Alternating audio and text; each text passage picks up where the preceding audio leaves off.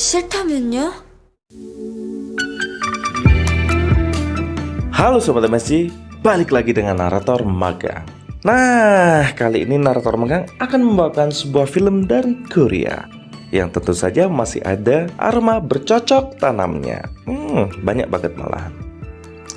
Berjudul Anestidil, yang menceritakan perjuangan seorang istri untuk mencarikan donor mata untuk suaminya. Dan dia berhasil mendapatkannya. Tapi si pendonor mata mengajukan satu syarat, yaitu si wanita harus tahu sendirilah pokoknya itu. Oke, tanpa basa-basi lagi, kita mulai aja alur ceritanya.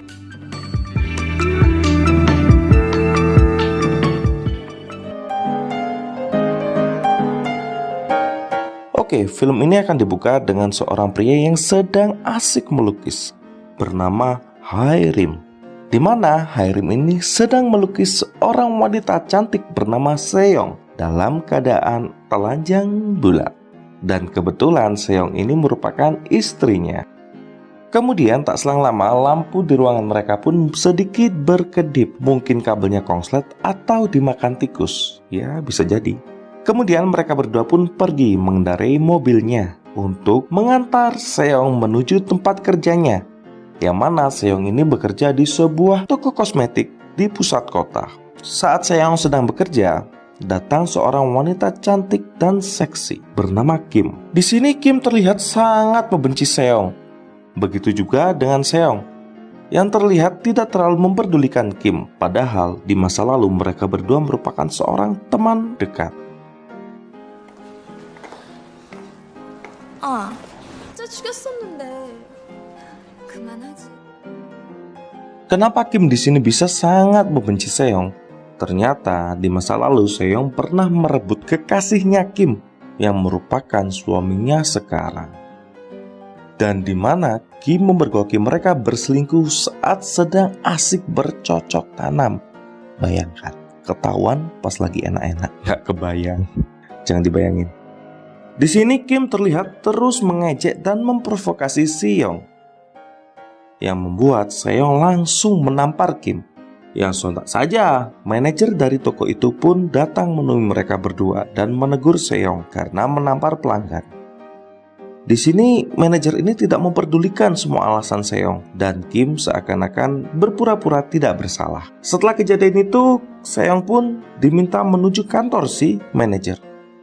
Di sini si manajer pun berkata kalau bila dia ingin dimaafkan dan tidak ingin dipecat, maka Seong harus mengizinkan manajer ini untuk mengicip-icip serabi lempitnya.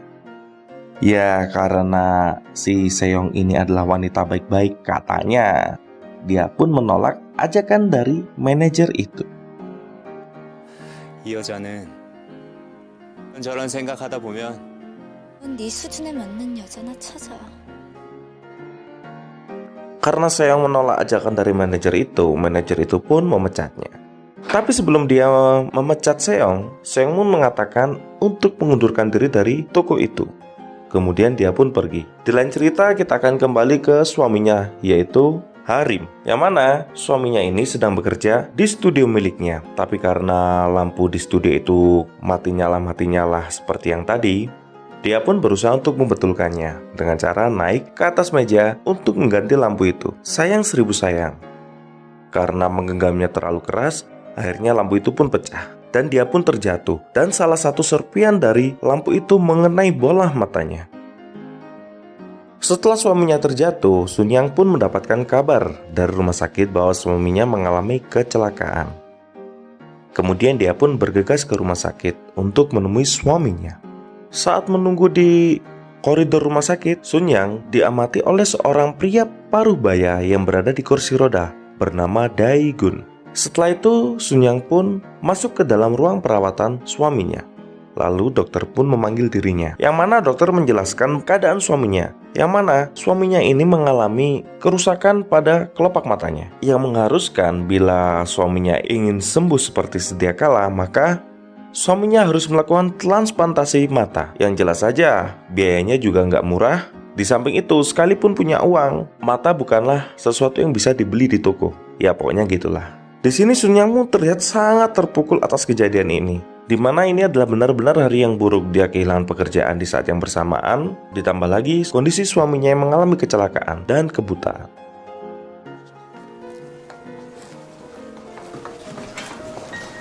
어떻게 해야 되나요? Lalu Sun Yang pun kembali ke ruangan suaminya. Di sini Sun Yang pun menceritakan kondisinya kepada suaminya, yang mana suaminya tidak akan pernah bisa melihat lagi bila kelopak matanya atau bola matanya nggak diganti. Di sini terlihat suaminya sangat marah dan putus asa atas semua kondisinya ini dan merasa dirinya tidak berdaya. Sedangkan Sun Yang berusaha menenangkan suaminya itu. Di saat yang bersamaan terlihat pria tua tadi sedang berada di depan pintu kamar mereka. Entah karena merasa prihatin atau kasihan, kemudian pria tua ini pun memanggil Sun Yang untuk berbicara empat mata. Dan diketahui fakta bahwa pria ini mengidap kanker otak, yang mana mungkin umurnya tidak akan panjang lagi. Kemudian pria tua ini atau si Dae-gun ini pun mengatakan kalau dia ingin membantu Sun Yang dan suaminya dan menanggung semua beban pengobatan mereka. Tapi Dae-gun pun berkata, ini tidak gratis dan ada imbalan dan harga yang harus dibayar.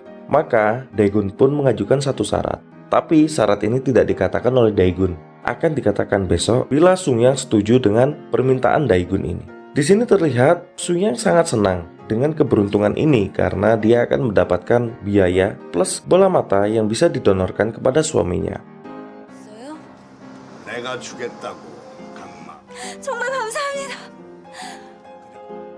Karena saking senangnya, Sun Yang pun berlari menemui suaminya dan mengatakan kalau Sun Yang sudah mendapatkan pemecahan masalah mengenai pengobatan suaminya, yang mana ada seorang pria parubaya yang ingin menanggung semua biaya pengobatan mereka. Tentu saja suaminya Sun Yang ini atau Harim ini menjadi sangat bahagia. Kemudian di keesokan paginya terlihat Sun Yang sudah berada di rumah Dae-gun untuk bertemu dan membahas mengenai syarat yang akan diajukan oleh Dae-gun. Kemudian Dae-gun pun mengatakan syaratnya, yaitu Sun Yang harus mau bercocok tanam dengan dirinya. Sangat-sangat Dan juga di sini Dae-gun pun menjelaskan kalau semenjak dia sakit, dia sama sekali tidak pernah menyentuh seorang wanita. Oleh karena itu, di sisa umurnya ini, dia ingin merasakan bagaimana rasanya serapi lempit. Dari perkataan Dae-gun ini membuat Sun Yang pun menjadi sangat kaget dan bingung harus mengatakan apa dan menanggapi gimana. Tapi Sun Yang pun mengatakan kalau dia ingin berpikir dulu dan meminta Dae-gun untuk memberikannya waktu untuk berpikir. Lalu Sun Yang pun pergi ke rumah sakit untuk menemui suaminya. Di sana terlihat suami Sun Yang atau Harim ini begitu bahagia karena matanya yang rusak ini akan segera diperbaiki atau diganti. Dari sini terlihat Sun Yang tidak tega dan Sun Yang pun mulai berpikir untuk mengambil tawaran dari Dae-gun. Tapi di sini Seong pun mulai mencari alternatif jalan lain, yang mana dia meminta bantuan pada semua orang yang dia kenal termasuk Kim, yaitu mantan pacar Harim dan sekaligus mantan sahabat Sun Yang. Di sini Sun Yang benar-benar meminta bantuan kepada Kim sampai-sampai Sun Yang harus sujud dan bertekuk lutut di depannya. Tapi rasa benci Kim kepada Sun Yang dan Harim pun sudah sangat besar dan dia pun menolak dengan mentah-mentah. Karena hal itu Sun Yang pun pergi dengan perasaan yang sangat putus asa. Tapi tak selang lama pun datang dengan mobilnya untuk mengejar Sun Yang, yang mana Kim ini mengurungkan niatnya untuk menolak. Jadi Kim ini akan membantu Sun Yang untuk mendapatkan biaya dan donor mata itu. Tapi di sini Kim mengatakan kalau dia tidak bisa membantu dalam hal biaya, maka dia akan membantu dalam hal lain dengan cara membantu memuaskan Dae-gun atau si kakek mesum tadi. Kemudian setelah sampai di rumahnya Dae-gun, Kim dan Sun Yang pun langsung menuju kamarnya Dae-gun. Di sini Sun Yang menawarkan Kim kepada Dae-gun. Kemudian dengan gaya yang sangat-sangat menggoda, Kim mulai menggoda Dae-gun. Tapi sayangnya rudal antara benuanya ini tidak mau berdiri karena mengalami impotensi. Karena segala upaya dan godaan yang berbau keduniaan ini sudah dilakukan dan tidak berefek, akhirnya mereka pun menyerah. Kemudian Sun Yang dan Kim pun pergi dari tempat itu. Kemudian Sun Yang pun masuk ke rumah Dae-gun lagi. Tidak disangka di dalam sudah ada notaris yang membawakan sekepok berkas, yang mana Dae-gun ini menandatangani surat wasiat yang akan diberikan yang mana surat wasiat ini berisi pengalihan aset Daegun atas nama Sungyang. Tapi hal ini akan dilakukan bila Sungyang sudah berhasil memuaskan Daegun. Tapi di sini Sungyang pun masih ragu-ragu untuk menuruti permintaan Daegun. Maka pada malam harinya Sungyang pun karena sudah kalut dan bingung apa yang harus dilakukan, dia pun berusaha mencari berkas itu di rumah Daegun yang disimpan di sebuah lemari. Tapi saat dia berusaha mencarinya, tiba-tiba lampu menyala. Dan alangkah terkejutnya, ternyata Daegun membawa berkas itu. Di sini pun Daegun berkata kalau dia bisa mendapatkan uangnya, tapi Sungyang harus bisa memuaskannya. Karena tidak ada pilihan lain dan tidak ingin menghancurkan harapan suaminya, Sungyang pun dengan terpaksa menuruti permintaan dari Daegun. Kemudian di besok paginya, Sungyang pun kembali ke rumah Daegun untuk melakukan prosesi untuk membangkitkan rudal benua yang sudah lama tertidur. Di sini Sungyang pun mulai bergaya-gaya yang membuat mungkin laki-laki normal akan berpikir kemana-mana. Tapi sayangnya rudal milik Daegun ini tidak bereaksi, yang membuat dia pun sangat frustasi. Dan tentu saja Sungyang pun kebingungan, karena itulah upaya terbaik yang bisa dia lakukan. Dan di malam harinya Sungyang pun mulai mencari beberapa informasi mengenai penyakit yang diidap oleh Daegun ini. Kenapa rudal antar benuanya tidak mau berdiri? Dia pun mulai membrowsing dan mencari tahu apa penyebabnya dan kemungkinan obat yang bisa dia gunakan. Tapi segala upaya yang dilakukan oleh Seong ini masih saja gagal. Tapi dia tidak mau menyerah. Dia terus mencari informasi dan mulai mencari resep-resep tradisional untuk membangkitkan rudal antar benua milik Daegun. Kemudian saat dia pulang berbelanja, Sungyang ini pun dipanggil oleh seorang pria tua, yang mana pria tua ini tahu kalau belanjaan yang dia bawa merupakan obat yang digunakan untuk membangkitkan gairah, biar nggak terlalu vulgar, gairah-gairah keduniawian. Nah gitulah pokoknya. Kemudian pria tua ini pun memberikan saran mengenai obat yang bisa membangkitkan vitalitas. Setelah mendapatkan informasi itu diberitahu oleh pria tua tadi, Sungyang pun kembali pulang dan mulai mengobati Daegun dengan cara itu. Awalnya sih kayaknya nggak terlalu prospek, tapi di keesokan paginya terlihat rudal antar benua milik Daegun ini terlihat bersiap untuk meluncur. Sontak saja hal ini membuat Daegun senang, termasuk Sungyang. Tapi kegembiraan ini tidak bertahan lama karena Sungyang sadar kalau rudal yang siap meluncur ini harus segera dijinakkan sebelum meledak kemana-mana. Setelah itu Daegun pun memaksa Sungyang untuk melepaskan derita rudal antar benuanya. Setelah selesai, Sungyang pun menagih janji mengenai hak perwarisan harta Daegun kepada dirinya. Tapi tunggu dulu, Daegun juga tidak goblok. Daegun pun berkata kalau ini hanyalah sebuah permulaan, karena dia masih ingin menikmati berbagai macam kenikmatan duniawi lagi. Sontak saja Sungyang pun menjadi sangat kesal karena merasa dirinya telah ditipu oleh si tua bangka Daegun ini. Setelah itu Sungyang pun pulang dan menangis di pelukan suaminya tanpa bisa mengatakan apa yang terjadi pada dirinya. Dan suaminya pun tidak kuasa menahan tangisan dari istrinya ini. Sangat romantis. Dan di keesokan paginya Sungyang pun datang lagi ke rumah Daegun dan menagih janjinya mengenai hak perwarisan harta milik Daegun. Tapi di sini Daegun masih tetap ngeyel dan ingin mengicip-ngicip lagi serabi lempit milik Sungyang.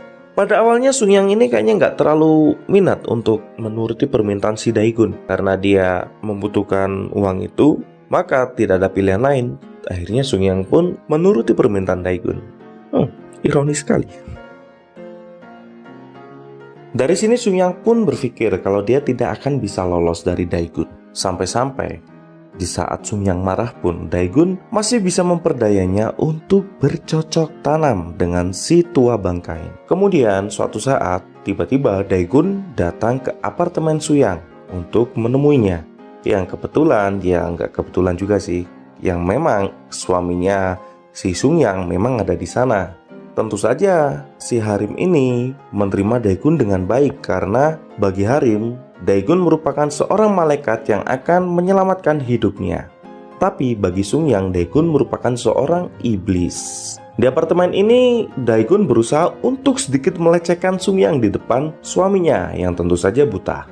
Kemudian Sungyang pun pergi dari apartemennya dan dikejar oleh Daegun. Kemudian Sungyang pun menampar pipinya Daegun. Di keesokan paginya terlihat Sungyang sedang asik ngopi dengan Kim, yang mana Sungyang menceritakan semua permasalahannya dan meminta saran kepada Kim. Kemudian Kim memberikan sebuah saran agar sebaiknya Sungyang berpura-pura mencintai Daegun dan ingin meninggalkan harem. Dengan begitu, Daegun akan terbedaya dengan tipu muslihatnya. Dan rencana terakhirnya, Sungyang bisa menyingkirkan Daegun untuk selama-lamanya. Entah dengan cara gimana. Kemudian di keesokan paginya Sungyang pun menjalankan rencananya, di mana saat datang ke rumah Daegun, Sungyang ini terlihat tidak marah lagi dan lebih banyak tersenyum. Kemudian mengatakan kalau Sungyang sudah sangat muak harus mengurusi orang buta. Ditambah lagi kini dia sangat mencintai Daegun. Karena itu dia ingin meninggalkan suaminya. Tentu saja Daegun yang mendengar ini menjadi sangat bahagia karena menganggap kalau dirinya ini dapat dicintai lagi dan jelas saja mendapatkan jatah bercocok tanam setiap hari. Setelah itu mereka pun ya seperti biasa main kuda-kudaan yang tadinya di atas sofa, kemudian dilanjutkan di belakang rumah, terus diranjang. Sangat intens.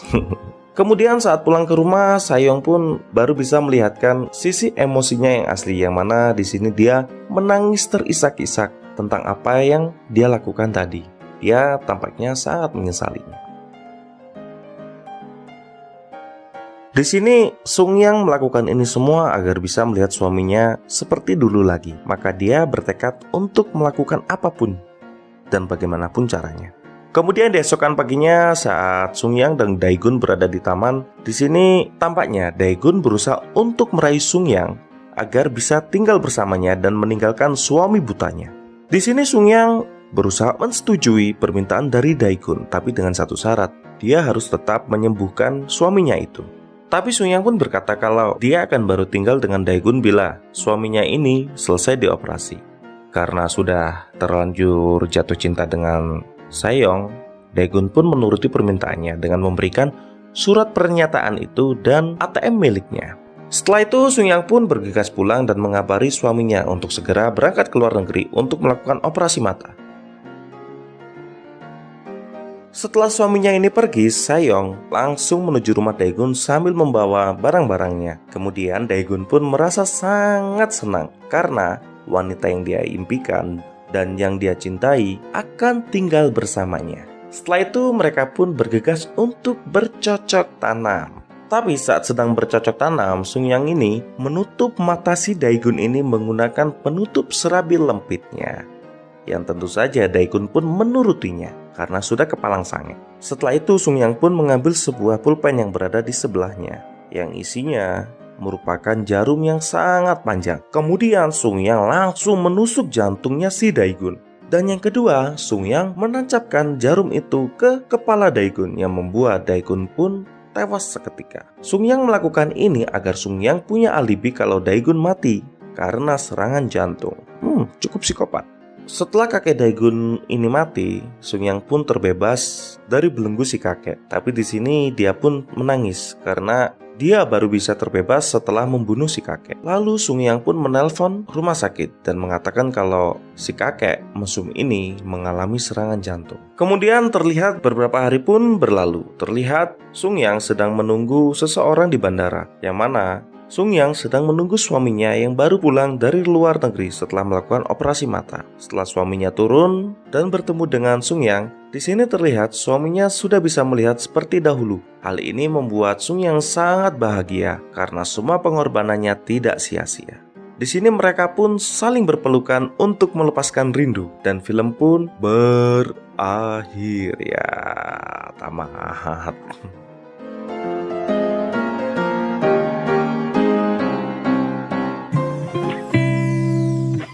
Nah, itu tadi adalah alur ceritanya. Oke juga jalan ceritanya. Banyak trik dan intriknya. Mungkin ya film semi yang lumayan bikin penasaran gimana endingnya. Itu dulu untuk alur cerita film kali ini. Jangan lupa like, subscribe, komen, request film juga bisa. Thank you for watching. See you next video. Ciao.